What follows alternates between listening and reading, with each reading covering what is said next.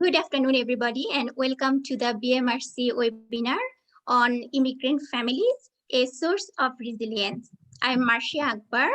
I am the moderator of this session.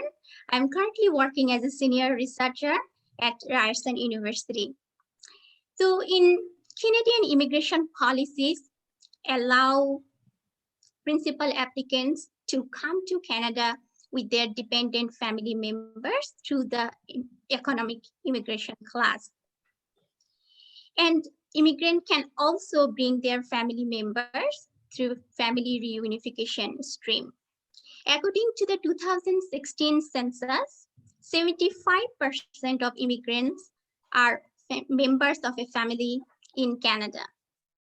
Therefore, a family approach to settlement and integration is essential to understand the class, gendered, and racialized processes at the level of family and household, and how these processes shape the challenges and opportunities as well as resilience of immigrants.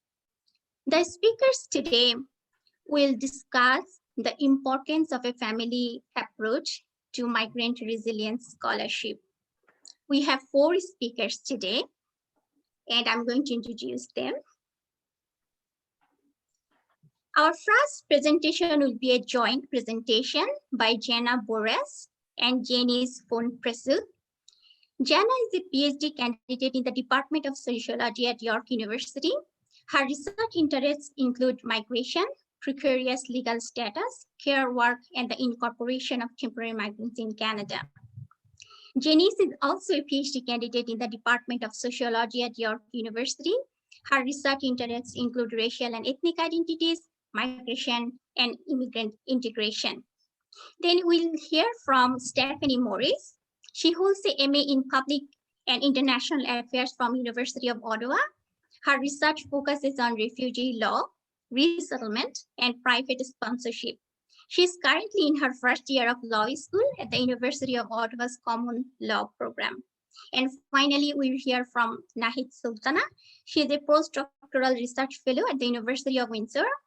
She is also the Windsor City Network Coordinator for the BMRC Partnership. She holds a PhD in social work from McGill University. Her research interests include poverty and inequality, asset-based intervention, social policy, and immigrants.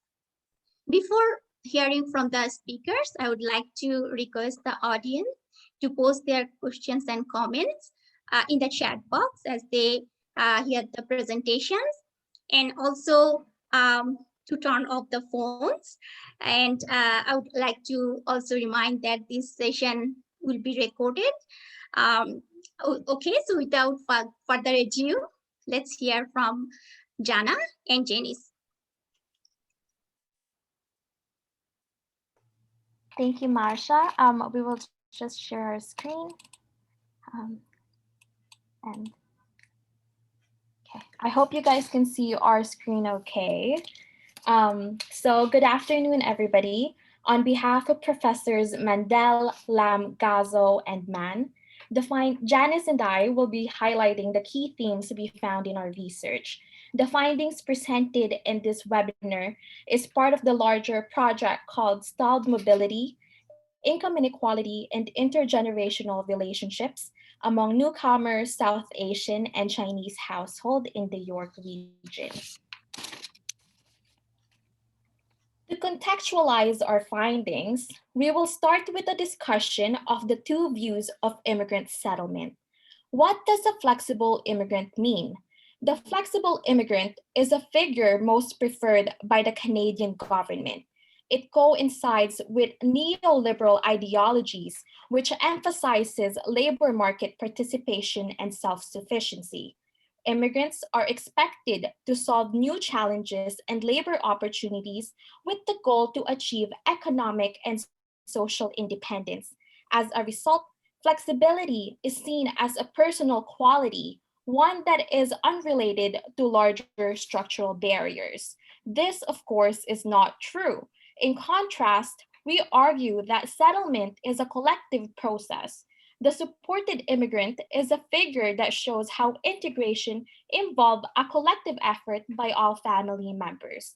Thus, revealing the entangled nature of the settlement process. The supported immigrant is not alone, but it is helped by a collective enterprise who aid them in overcoming immigration challenges, providing a source of strength and resilience in times of adversities.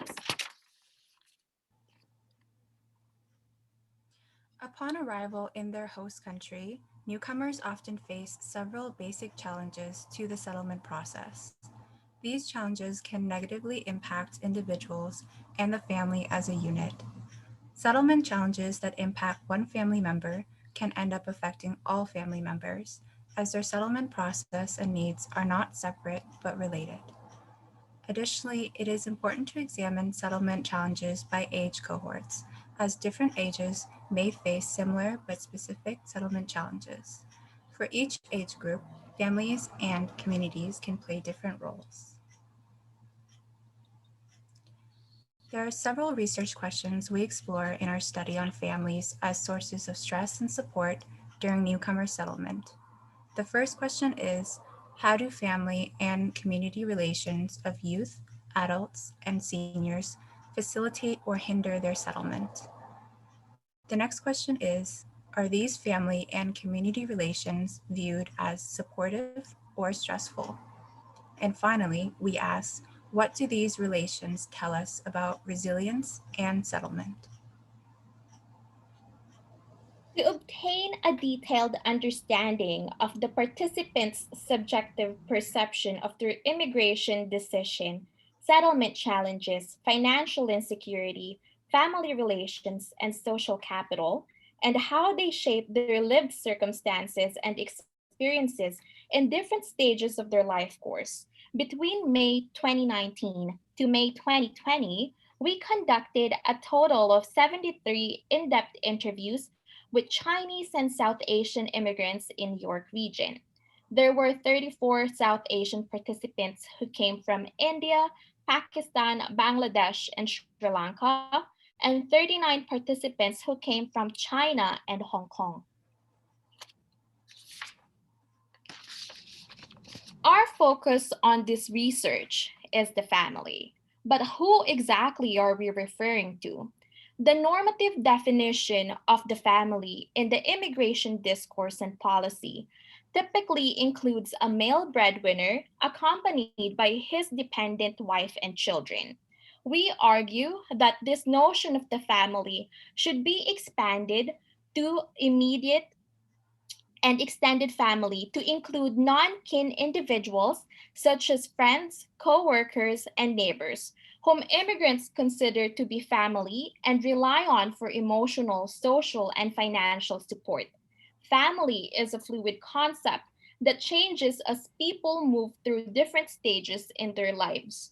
In the upcoming slides, you will see how immigration reshapes family definitions to include those who immigrants consider to be essential to the settlement process. More specifically, you will see how family is a source of emotional, financial, and instrumental support. Chinese and South Asian newcomers stress the importance of having emotional support during their time in Canada, and many relied on family members. Family members provide companionship and a sense of belonging for newcomers. They also offered advice and encouragement, helping to alleviate any concerns that newcomers have. In being able to share their concerns, newcomers develop reliable and consistent bonds with family members. Emotional support also helps newcomers develop emotional resilience to navigate current and future challenges. However, we would like to note that family members are not the only source of emotional support. Youth, adults, and seniors discuss how their peers, social networks, faith, and community groups were significant to their emotional well being during the stressful settlement process. These individuals provided empathy and positivity. Having individuals they could turn to within their community or social networks helped newcomers feel emotionally supported.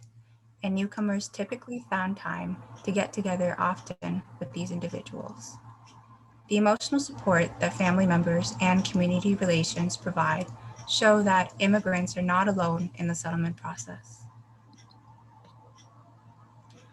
By turning to family members for help, newcomers were able to manage some of their financial challenges. Family members provided economic resources for essentials.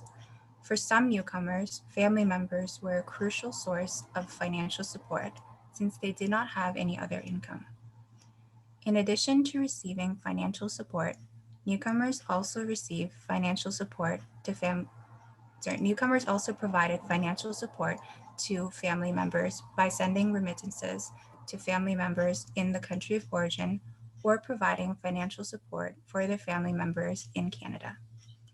Newcomers and family members also used several financial strategies such as pooling resources and taking turns earning money or going to school to ensure financial sufficiency. As a result, family members helped to alleviate financial stress. Newcomers also received a sense of financial security that they could not receive elsewhere due to unemployment and underemployment barriers upon arrival in Canada. Across all age cohorts, instrumental support provided by family is essential. Extended family members help newcomers find jobs and obtain essential documents such as driver's license and health cards. They also provided information about school, life in Canada, and general advice. Family members also helped with practical tasks such as childcare and airport pickup upon arrival in Canada. One finding that we would also like to emphasize is the role of friends and the community, who also help with practical tasks such as childcare, cooking, finding jobs, finding homes, and solving technical problems. Newcomers were grateful to friends who helped them pick up social habits, adjust to life in Canada, and develop a sense of belonging. They acknowledge that without the instrumental support that they received from friends, newcomers would face many more difficulties.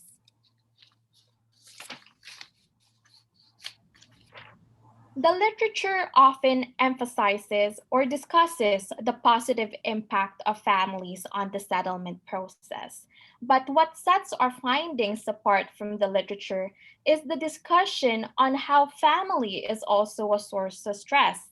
In addition to discussing family as a source of support, many of our participants talked about feeling emotional and financial pressure from their families, as well as the lack of instrumental support.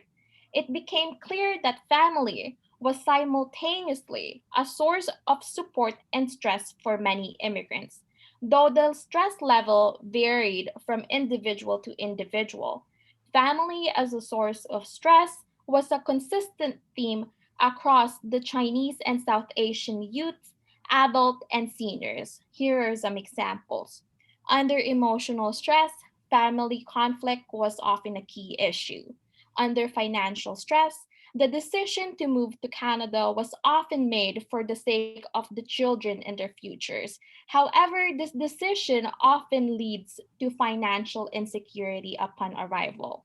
And under instrumental stress, for many, coming to Canada was already hard enough. The burden of childcare, coupled with the attempt to make ends meet, added layers of responsibility and pressure. To conclude our presentation, we highlight migration and settlement as collective processes. The collective view of settlement leads us to a collective view of resilience, and we support the view that resilience and settlement are collective. Furthermore, our study questions the role of family and communities in this collective view of resilience and settlement. We find that family and community members are sources of support and stress for the financial, emotional, and instrumental needs of newcomers.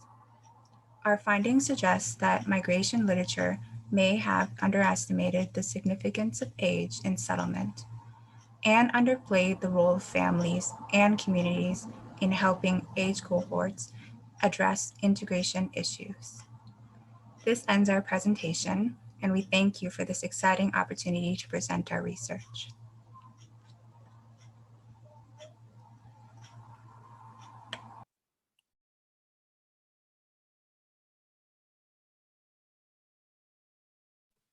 Oh, Marcia, you're Yeah, on I was silent. muted, sorry. Thank you, Jenna and Janice, for your informative and interesting presentation. And we'll discuss about your presentation during the Q&A session. So now let's hear from Stephanie Morris. Okay, thank you, Marcia, and great presentation. So hello, everyone, and thank you to the organizers for giving us an opportunity to share our research with you all today. I'm presenting on behalf of myself, but also Dr. Patty Leonard, and she's here in one of these little screens and might pop in at the end if we have any questions. The title of our presentation today is Family Reunification, a Social Resilience Approach to Integration.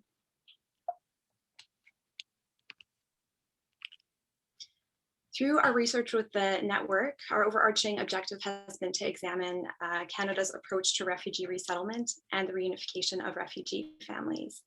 And in our current writing, we're looking at how this approach is affecting social resilience.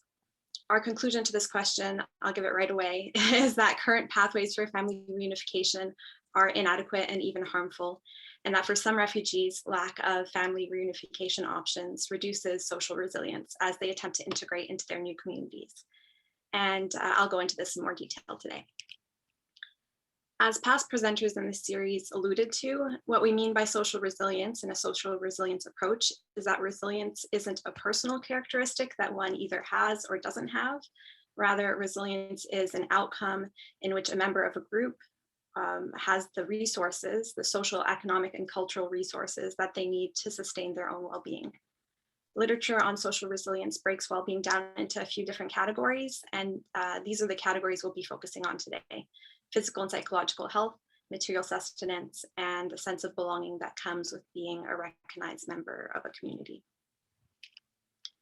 To examine how refugee family separation affects social resilience, we pull from data that we gathered in semi-structured interviews in the fall of 2017 with 34 privately sponsored refugees, 17 government-assisted refugees, and 54 sponsors, all in the Ottawa area.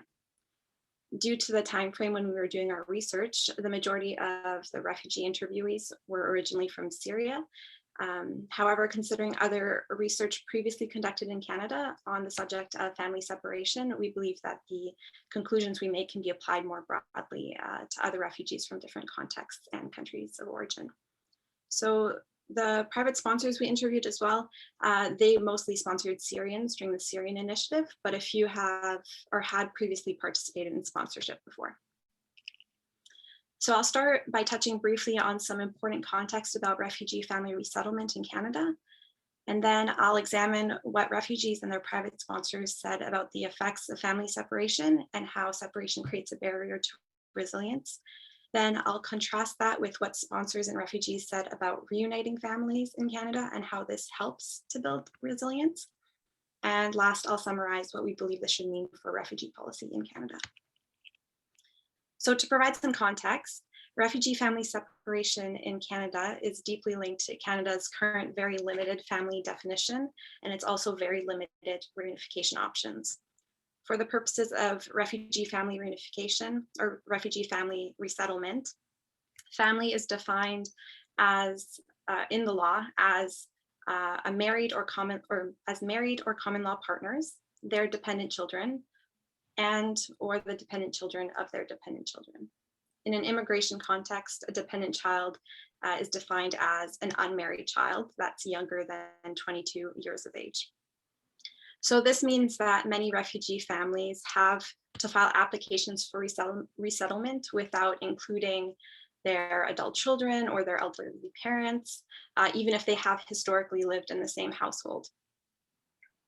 And despite this limited definition, there are no formal refugee-specific pathways for resettlement with parents, grandparents, sisters, brothers, and other very close family relations. So what informal options are available? By informal here, I mean that this pathway is not specifically designed by the government as a family reunification program for refugees. So first, family reunification can occur through the private sponsorship of refugees program. Likely many of you know how this already works. works, but I'll share a brief example in case some don't.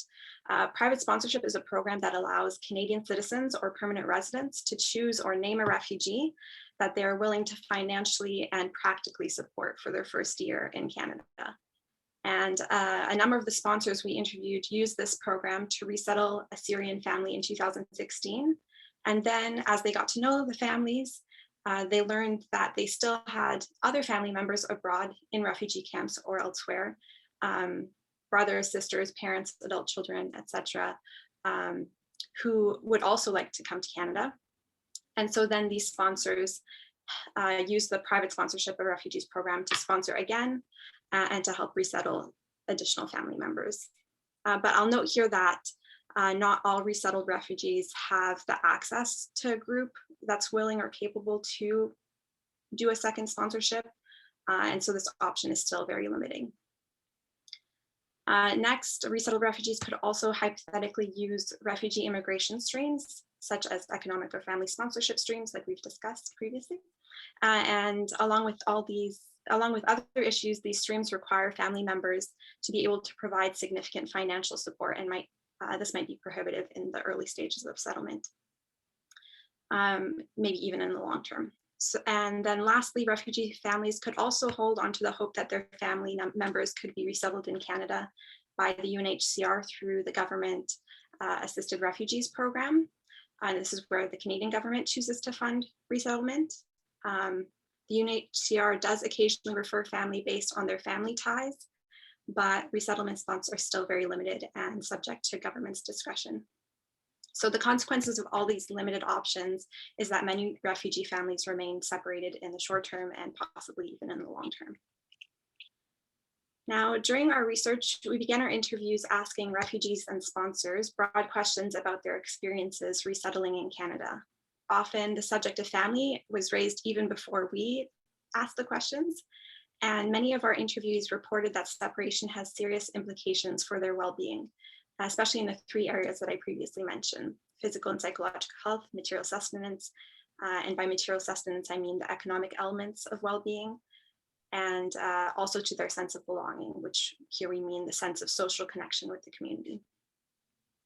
So I'm going to touch on the consequences of separation for each of these areas of well-being and then contrast that with the benefits of reunification. Psychologically, refugees indicated that being separated from their families, in particular their adult children or parents, leads to depression, anxiety, stress, loneliness, and longing. One man from Syria told us that he worries about his mother and son who still remain in Syria. And he said, quote, "It is causing a lot of stress and unrest in our lives, and that is why I feel like I'm not able to comfortably settle down." Then in terms of physical health, we heard from one family that they'd been putting off medical procedures because of their separation from family members. A woman who is a mother of 4 children still in Syria said that she'd put off a discectomy surgery for 8 months, and her husband had done the same with a heart surgery because they didn't feel comfortable doing these surgeries without any family support. On the other hand, sponsors told us that after witnessing reunification, they perceived an increase in refugees' happiness and a decrease in stress and worry. They said it was an enormous weight off of them. It made them feel very happy, and it was a completely different story.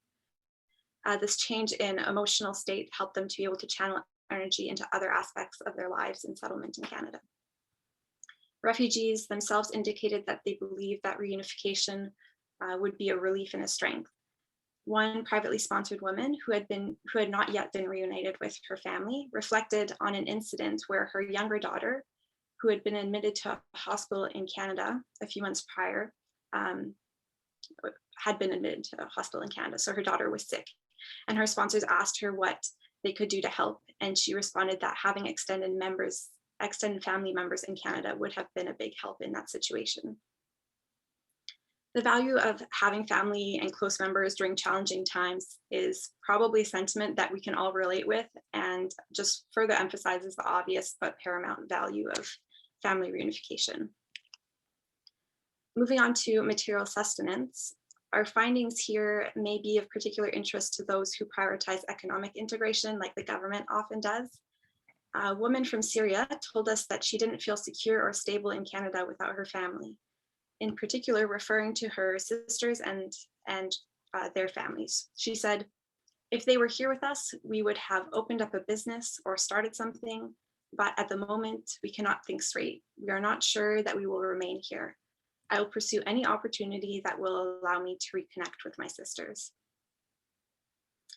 And a number of refugees and private sponsors also reported that they have been sending remittances or money back to their families to support them. One private sponsor said that the father of the family that he had sponsored wanted to work right after arriving in Canada instead of pursuing English language courses.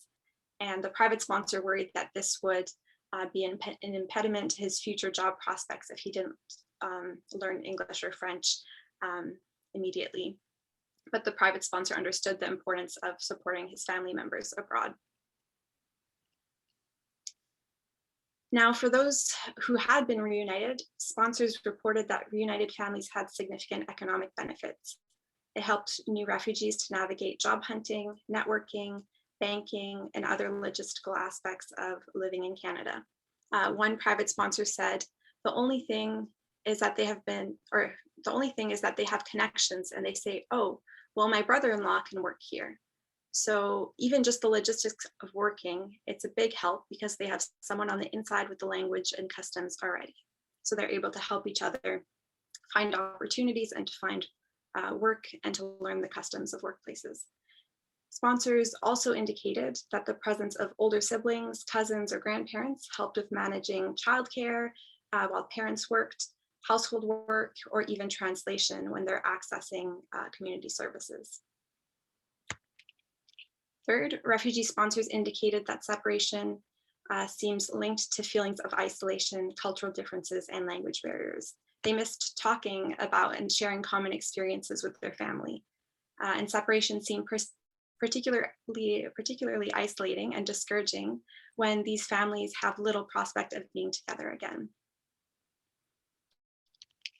On the other hand, being reunited returned a sense of shared cultural practice, shared experience, family gathering, and emotional support.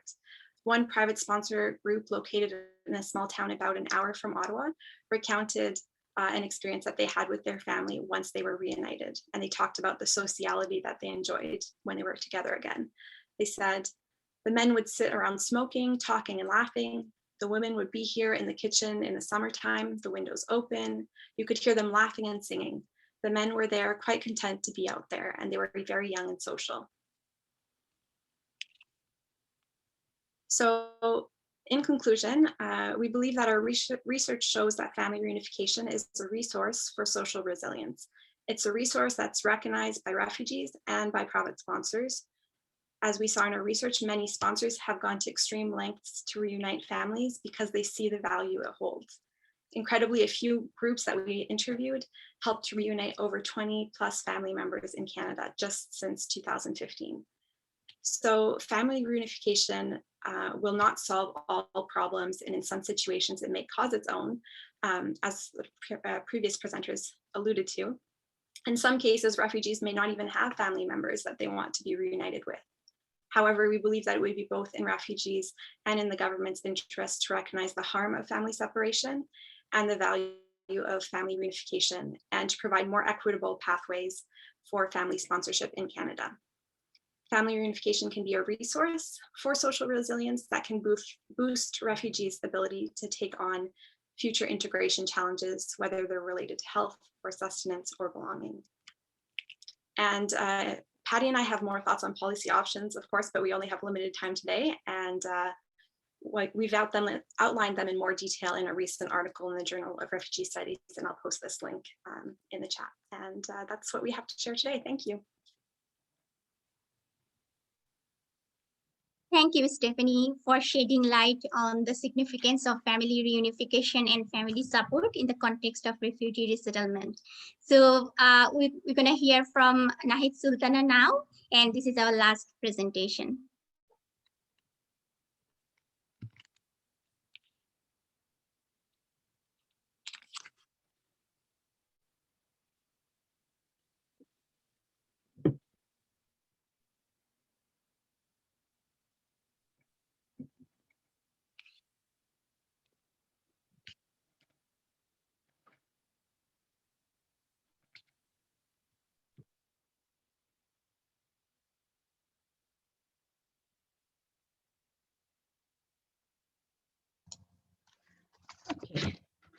Thank you, Marsha. Can you see my slide?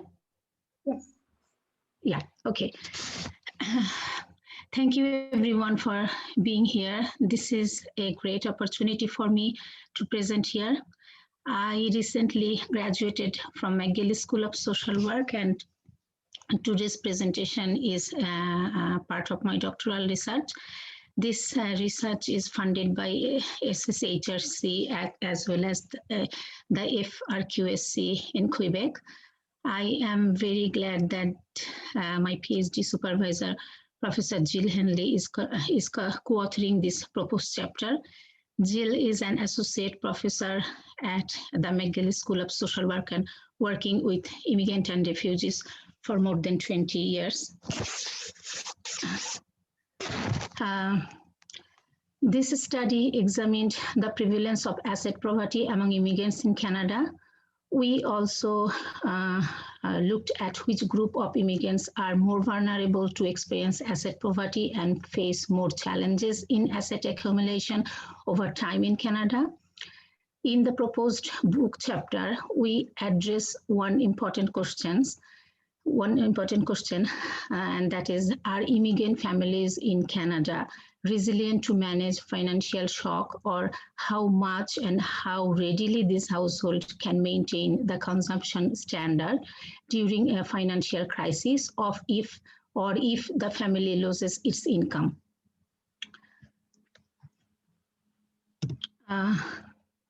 So here I will discuss briefly the background of the research and the literature review, and then we'll present some key findings. Several studies showed that immigrants in Canada are consistently overrepresenting among the poor. However, most poverty studies on immigrants in Canada have been based mostly on income measures, which define poverty as the insufficiency of income to meet the basic needs. However, several scholars argue that economic condition of a family depends not only on its income, but also on its asset holding. So when we are making the assessment of who is poor and economically vulnerable, household income and assets both are important indicators. A large number of empirical studies showed that importance of assets for immigrants or overall families. Assets are important to cover unexpected expenses such as medical emergencies, job loss, pay mortgage, home repair, or to invest in education and training to improve the skills for the competitive labor market. During financial hardship, assets could be converted into cash to replace income. Past studies have shown that asset holding affect both short-term and lifelong well-being of household and individuals. For example, asset can help families during the economic hardship like the COVID-19 pandemic, when thousands of families lost their jobs or thousands of small businesses are closed. A family who holds some asset can survive the financial shock, or can recover quickly from the shock, or can avoid the shock altogether. Also, several studies have documented that assets play a very key role in the overall economic well-being that directly influence immigrants' ability to integrate successfully in the host society. So to the best of our knowledge, this is the first study that estimated immigrants' poverty from an asset perspective and provides some new insights about immigrants' poverty, asset holdings, and economic integration in Canada.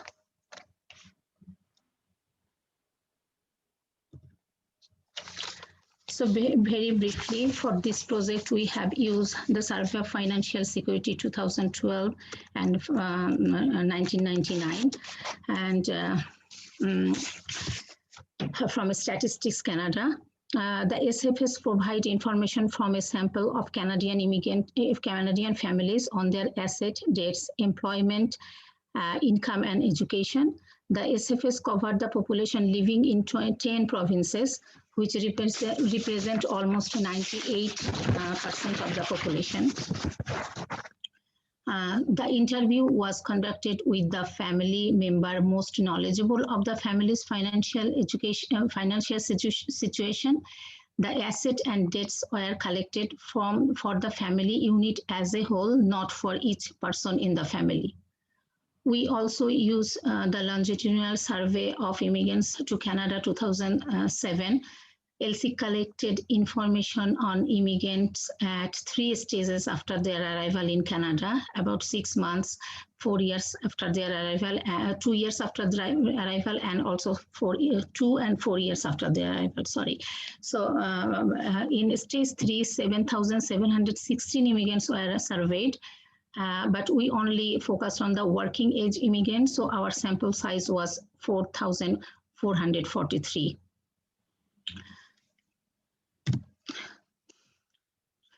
To measure asset poverty, we created financial asset poverty threshold and net worth poverty threshold, because net worth is the indicator of long-term economic security of families, and financial assets are an indicator of emergency fund availability because they can be easily converted to cash.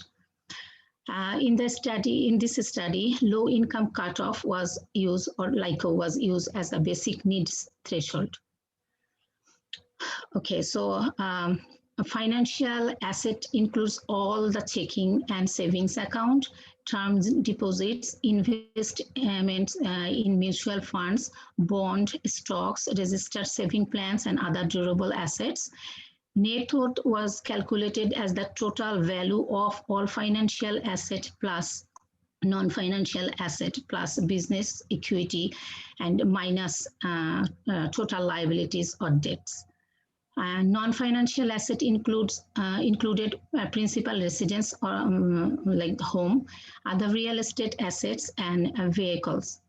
In this study, a household is considered as asset poor if it does not have sufficient asset to survive at the low income cutoff for 3 months.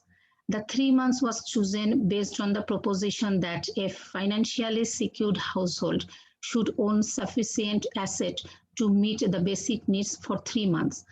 Previous studies has used this 3 months period.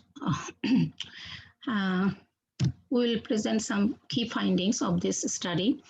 So we can see in the graph that more than 50% of immigrants and Canadian-born households are estimated to be in financial asset poverty in 2012.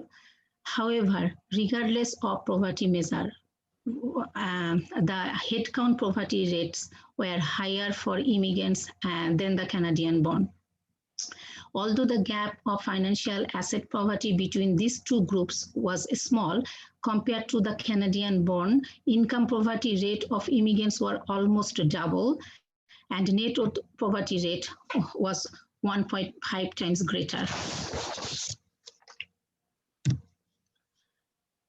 Okay, in terms of regional differences, results show that immigrants' financial and net worth poverty rates were higher in Quebec than any other region. We did not show in this graph, but we found that Quebec has the highest income poverty rates of immigrant household, followed by British Columbia. Here we compare the asset poverty rates between years. The graph is showing that the poverty rate in both years were highest for immigrants with the financial asset definition. Although it remains high, financial asset poverty rates have gone down over the years for immigrant household. However, the income and net worth poverty rates have increased over time.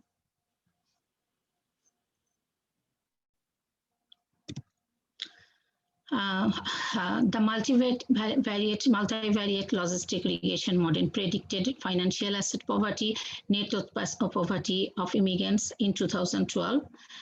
By focusing on immigrant families based on their country of origin, we found that immigrants from Middle East and North Africa were the most at risk of being financial asset poor in comparison to the reference group North American immigrants. However, immigrants born in East Asia and Pacific and Europe and Central Asia were at less risk of being financial asset poor. Regarding net worth poverty, compared to the reference group North America, immigrants from every regional category besides Europe and Central Asia were at risk of asset poverty. Immigrants from South Asia were at the highest risk of net worth poverty compared to any other groups. Controlling for other factors. The number of children in the household statistically significantly increase the risk of being income and asset poor, which means that the larger households with children experience higher income and asset poverty. Asset poverty is more prominent in households with younger adults and immigrants who are in the prime working age. In particular, net worth poverty was considerably higher for these age groups. The results suggest that economic vulnerability in the earlier stage of life cycle was significantly higher for immigrants. Also, the financial asset poverty risk is higher for immigrants who are residing in Canada for less than 15 years. In contrast, regardless of measures, living in a married family, home ownership, and higher level of education, that means university degrees, reduce the chance of experiences asset poverty.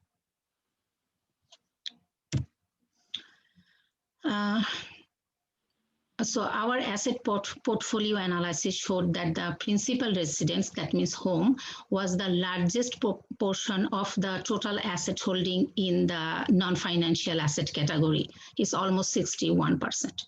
So we examined the disparities in asset accumulation, focusing on home ownership, and looked into how the factors that explains asset poverty affects asset accumulation of immigrants. Results showed that overall homeownership rate of immigrants in Canada increased by 16 percentage points in the first 2 years and 14 percentage points between 2 and 4 years after arrival. Although homeownership rate increased over the years, more than 50% of immigrants were not living in owner-occupied accommodation. We found that the homeownership rates are not consistent across immigrant groups. I mentioned earlier that homeownership reduces the risk of being in asset poverty. However, for some immigrants, homeownership could be very challenging. For example, homeownership rates are lower for Arab, Black, and West Asian immigrants compared to other ethno-racial groups. By focusing on immigrants based on their country of origin, again, we found that North America, Oceania, and Australia, South and Central America, and Europe are the front runner of home ownership. However, immigrants from Africa and the Middle East are the most vulnerable group. Immigration status showed that compared to economic class immigrants, family class immigrants significantly increase the likelihood of home ownership. This is because they may receive help from their already established family members or relatives who have been in Canada for the past several years. A series of multivariate logistic regression models showed that income, employment, savings in their home country, and stable financial situation contribute to homeownership over time. We found that higher number of children in the household increase the likelihood of being homeowners. This suggests that immigrants desire to be homeowner despite financial hardship when they have children.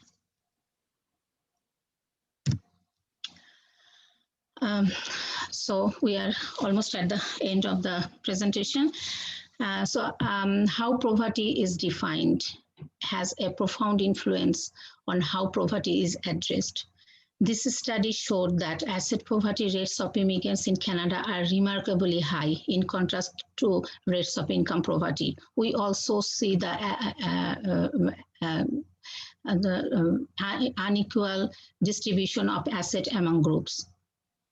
So more than 50% of immigrant households are financial asset poor, and also they're struggling very much to hold long-term assets. So Canada has several asset building policies. For example, we have Canada Pension Plan, Quebec Pension Plan, registered education savings plan, registered retirement savings plan, home ownership subsidies. But these policies may not help immigrant household the way they help the Canadian born household, because the level of access to resources are different for different groups. Also, immigrants in Canada come from different socioeconomic and cultural backgrounds with varying level of resources. As such, need of these groups might be very different. Because almost 22% of Canadian population is immigrant, we need to think and consider the diversity of needs of immigrant experiencing income and asset poverty in this country. One asset building approach may not work for every population or group. So policies and practice need to pay close attention to relevant factors such as age, ability, gender, family structure, immigration status, race and ethnicity, and most of all, language preference while developing programs for families who are living in poverty and low income. So I would stop now. Thank you, everyone. Thank you, Nahid, for discussing how family assets and family resources influence immigrant families' capacity to deal with financial difficulties, and especially for focusing on different social and economic factors that shape their ability to access resources. So we have some interesting questions in the chat box. I would like to request the audience again to post their comments and questions in the chat box. So before going through the audience questions, I would like to add some comments based on my observation of the presentations and based on my own research on family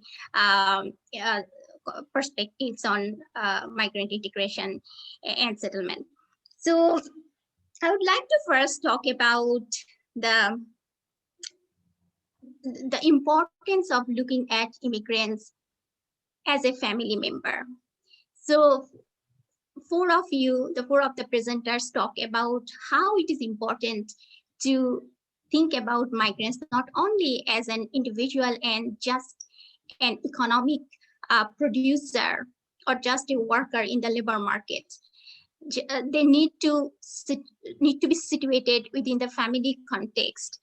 And then when we situate them in the family context, then the question would be what kind of challenges and opportunities they are experiencing within their most immediate environment, and how those challenges shape their journey in the integration or in the labor market that we discuss a lot about immigrants. So as I have noticed that the presenters talk about family reunification and family separation. So family separation creates lots of emotional, psychological issues and trauma, sense of isolation, lack of sense of belonging in Canada, so on. But then when family reunification happens, sometimes family also creates stress and anxiety, and there are also gendered roles and relations in the family, and there could be differential access to resources in the family based on gender and class identities. So I found it really interesting that when you are separated from family, then you feel stressed, and when you are reunited with your family, then still there are some anxiety and stress. But what is interesting in all presentations that immigrants get enormous emotional and financial support from their families, regardless of anxieties. But I would like to know a little more about the gendered roles and relations and processes at the family level, because this is something I think we need to unfold a little to understand even the access to family assets and resources, and how family members make decisions in terms of pursuing employment or further education and so on. Another interesting aspect when you talk about family is that in traditional neoliberal or I would say general neoliberal narratives actually emphasize the roles of family, right? They kind of see immigrants and their families as self-sufficient and sometimes communities, ethnic communities. And by emphasizing the support and the positive roles of families and communities, often the state ignores their responsibility or the importance of institutional support that is necessary and essential for migrant integration and to enhance migrant resilience. So I would also like to know a little bit more about how how can you emphasize the importance of family, how can you recognize the importance of family, at the same time also emphasize that migrants as a family member or as individuals needs institutional support, that they cannot just rely on their family support and family resources. So this is an interesting, you don't have to answer my question, these are just my observations, and I would like to thank all presenters for their really rich contribution, and obviously you shed light on a very important topic, which is very personal and emotional for immigrants in Canada. With this note, I would like to focus on the questions in the chat box. So let me just scroll up. Okay, so there is a question for Jana and Janice, because you talked about family relations among three groups, youth and adults and seniors. So there's a question that, can you say more about the variations across age groups? Does the variation occur in the nature of the support or mix of support and stress? So whether these three groups receive similar types of support or different support, or whether they have similar or different stress in the context of family. Yeah, so I can answer. So it's a mixture of support and stress. So all age groups, they experience stress and support, but in different ways, right? So for example, for youth, they might experience more parental conflicts. So they speak about being embarrassed or not uncomfortable with sharing things with elders, and maybe hiding some things from elders. But in addition to that, they also provide a lot of care for elders as well in their family. And to add on to that, the experiences of adults and elder also varies in terms of what kind of stress they experience and the support. For instance, for adult, since they're more in tune with the labor market, they're more likely to experience struggles related to credentialism, which adds to their stress, and the fact that they have to make ends meet and provide for their family, while also providing childcare or other work. So that all adds up in the stress. And one of the quote that we actually featured on the slide sort of emphasizes the marital strains that immigration have on their experience. And for the seniors, depending on their children was actually a source of stress, because it creates feelings of shame for having to depend on their adult children throughout the migration process. And yeah, so and they also experience support in varying ways. But Okay, thank you. So I'm going to go to the next question, and it's for Stephanie. Can you let us know more about your policy recommendations for family reunification, and also whether any of the families who participated in your study didn't want family nearby? Yeah, absolutely. I'll start with the second question. So yes, some refugees that we interviewed said that when we asked them if they had anyone they wanted to be reunited with, some of them said, not really anyone specific at the moment. I haven't thought about it, but some people were very specific. They would say, I want my mother to be here and I feel like we've been separated. So some did, and then sponsors often would mention that Well, so we talked about choice and the benefits of integrations and the struggle, or the benefits of reunification and the struggles. Sponsors often had a lot of feelings about this. They would say, oh, like their parents arrived, but once their parents arrived, you know, the parents had opinions about what to do and they moved them to Montreal and their life was shaken up. So when we're thinking about recommendations for policy, right now what we're seeing is private sponsors are often making the choice about who to reunite in Canada. They're saying, I think this family is deserving. I can financially support this. I'm willing to take another year of my life to support them. It's not necessarily refugees that are being empowered to decide whether family reunification is the best option for them. So we think that there should be a stream that allows refugees to make their own call on whether they want to be reunited or not. And we've seen this in New Zealand. At the moment, New Zealand has a program where they allow 300 people each year to submit applications to be reunited with family members. And the family member definition for that stream is much broader. So something like that would show that the government recognizes that family separation is a detriment to some families, and they would give them an option to access family reunification outside of private sponsorship. Okay, thank you, Stephanie. So I don't see any question in the chat box right now. So I'm going to ask you the question again. I want to kind of shed light on the comment that I just made on how we can recognize the importance of family resources, family support, financial and emotional, mental support, but at the same time make sure that the state and other institutions also play their roles, that they don't use family as an excuse, I would say, to avoid their responsibility to help and support migrant integration. So I would like to know from you, like four of you, what do you think about it? Yeah, Janice can go first.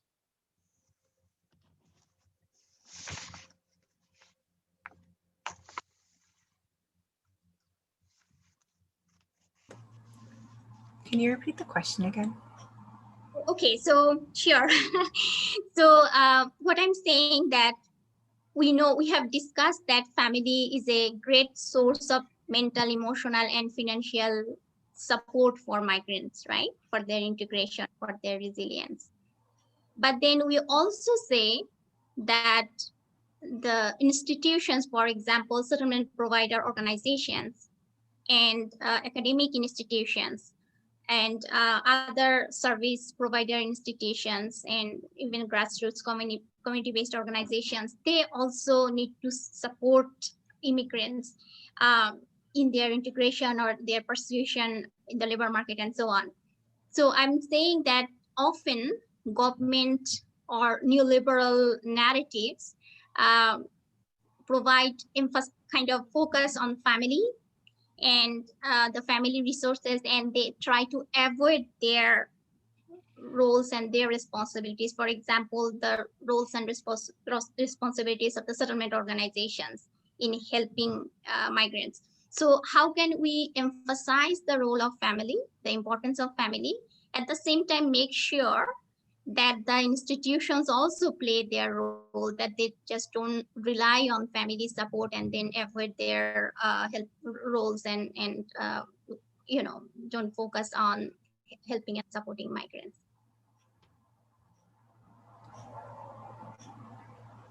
Anyone would like to comment from the audience? So I can talk about that a little bit, because we have the responsibility in every level, like not the family. Family is the very small unit. So when an immigrant family come here, the state has the most responsibility for that, because they are welcoming immigrants to come here. So in our society, we see immigrants are facing challenges in every steps.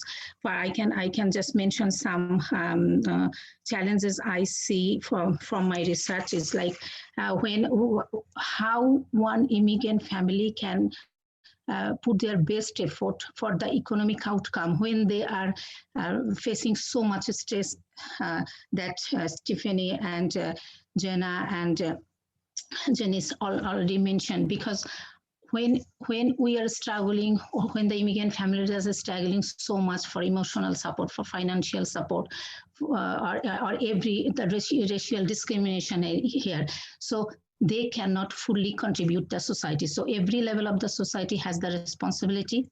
So that I mentioned that several factors are affecting asset accumulation or economic outcomes of immigrants as well.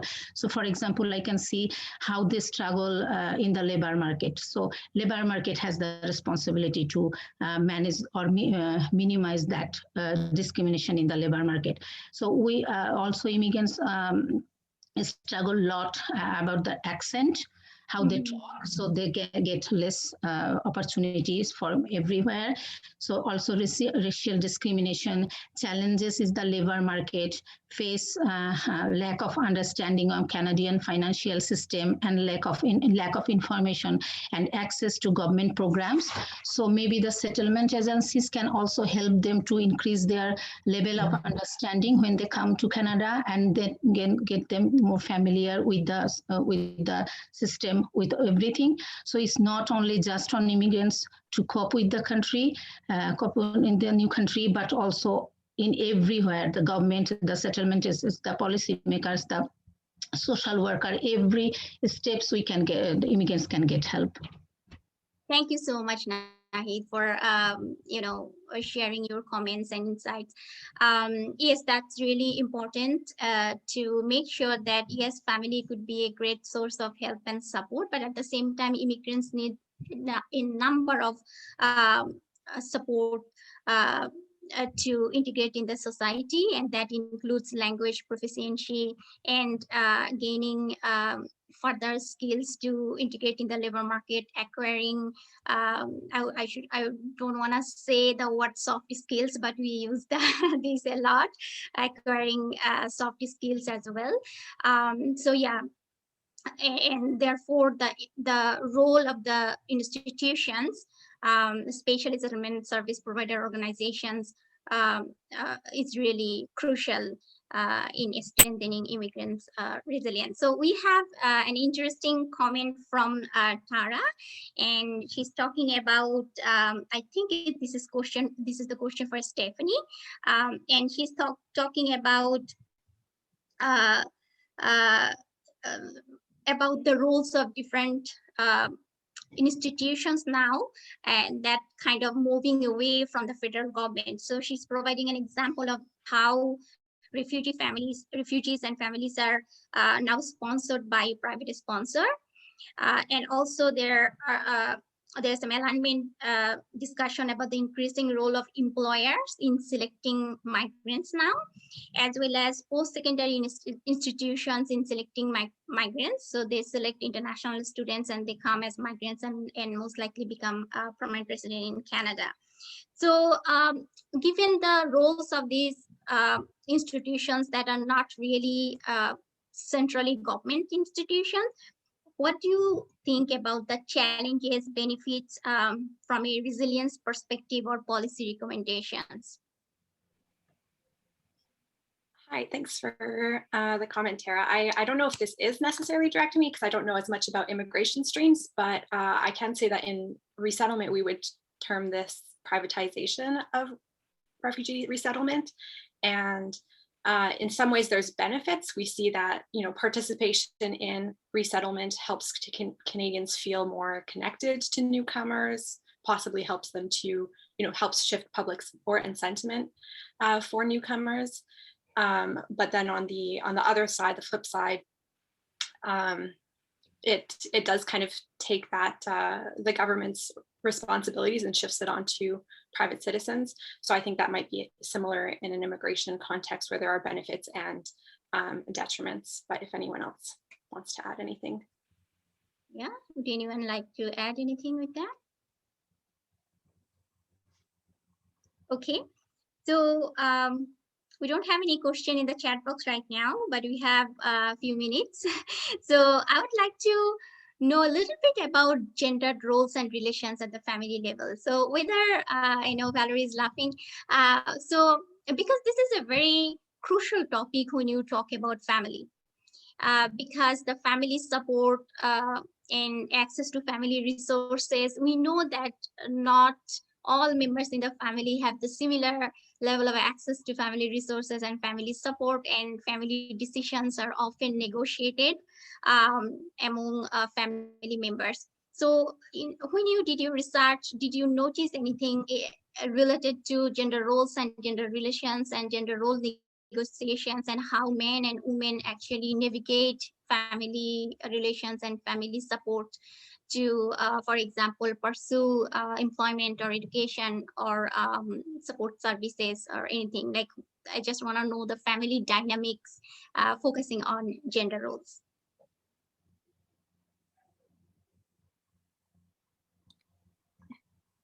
Janice, you want to go ahead? Yeah, I can answer that. So I think gender comes up a lot when we talk about family stress.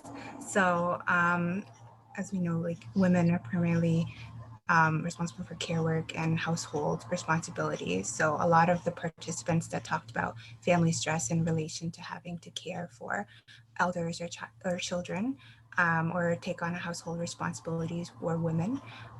So women, they talked about sometimes they had to stay home, so they couldn't work and they had to stay home and care for others. And they talked about kind of this power imbalance between themselves and their spouses, which led to conflict.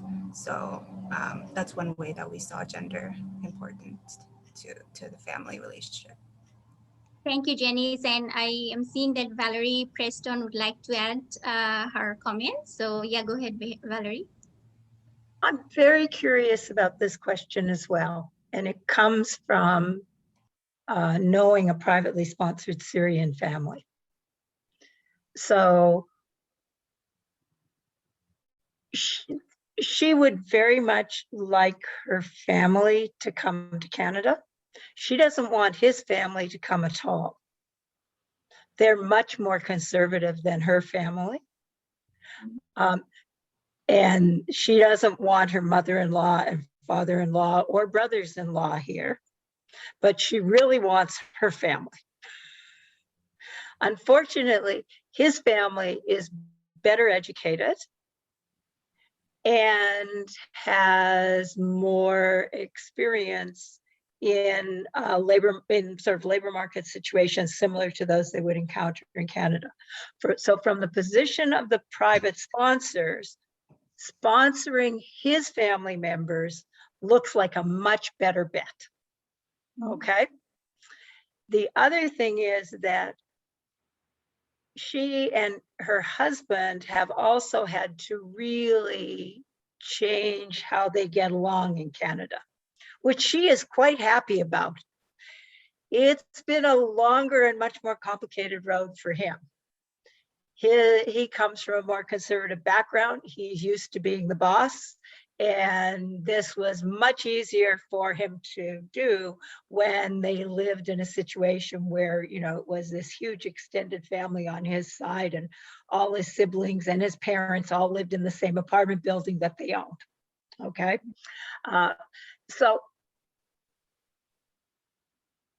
the reason I ask about this is gender is very much a socially and culturally defined set of norms and roles. So when Marcia asked this question, what are the gender expectations that we are using to judge it? Because I find watching this family negotiate all this fascinating. I'm not sure whose side I'm on 3/4 of the time. So that's why it's not just a question, you know, Stephanie, it really matters. These are Syrian refugees coming from a terrible situation. They were actually admitted to Canada before the end of 2015. Their situation was so bad. And so there are really different interests and points of view playing out here.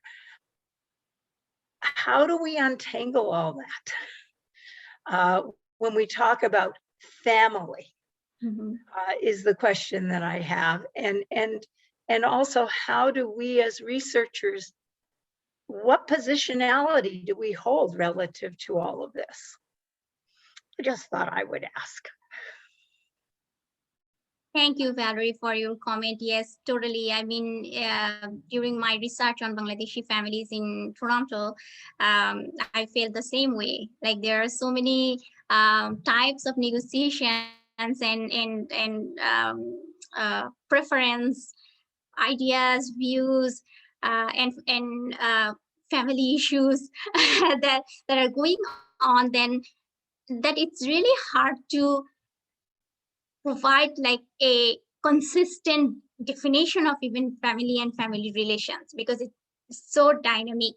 um, and family, the members of a family play many different roles, and I know that I'm talking a lot about gender roles, but also the kids in the family, the teenagers, because they are the second generation, right? And then in some household there's like, as Jenna and Jen is present, that they're like grandmothers, grandfathers, and then the parents, and then the children, and there is like the generation gap, and learning of how to new ways of learning of how to interact among different generations take place.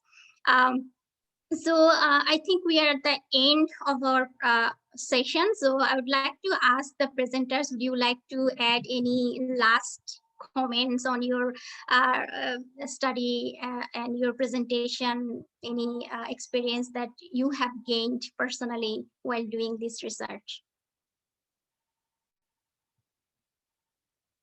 Yeah, I can go.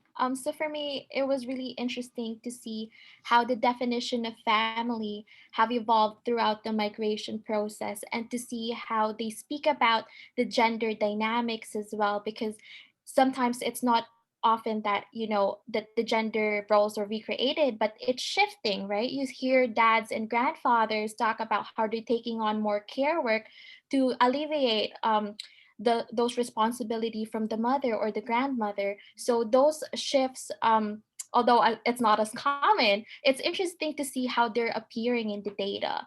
And personally, I really like this research, our research, because coming from an immigrant family, I could really relate a lot to how, you know, your friends or people from your community become a family, because we came when we migrated, it's just me, my parents, and my siblings. So we were totally isolated from the rest of our family. So we see my personal experience sort of, I could see, it's interesting to see how others have experienced the similar phenomenon on friends becoming family. So to me, this was a really interesting project. Thank you, Jana, for sharing your experience. Yes, totally. The roles of family members really sometimes drastically change after migration. For example, as you mentioned, that sometimes women who in their country of origin may just be homemaker, but in certain cases they come to Canada and then they become often the sole earner in the family. So the roles and the relations in the family change suddenly to the migration, and that is also associated with then negotiation of those new roles and new family context. Thank you again. We don't have time anymore. So thank you again for your really interesting presentations, and we have learned a lot about the significance and importance of family in terms of providing financial, emotional, mental, social support for immigrants. And I would like to thank the audience for posting interesting questions, and I would like also to remind the audience that we're going to have another webinar on June 2nd on immigrant resilience in cities and neighborhoods. So please join the webinar, and I hope you enjoyed this session. So with this note, have a good afternoon, everybody. Take care and see you soon. Thank you, Marsha, for hosting.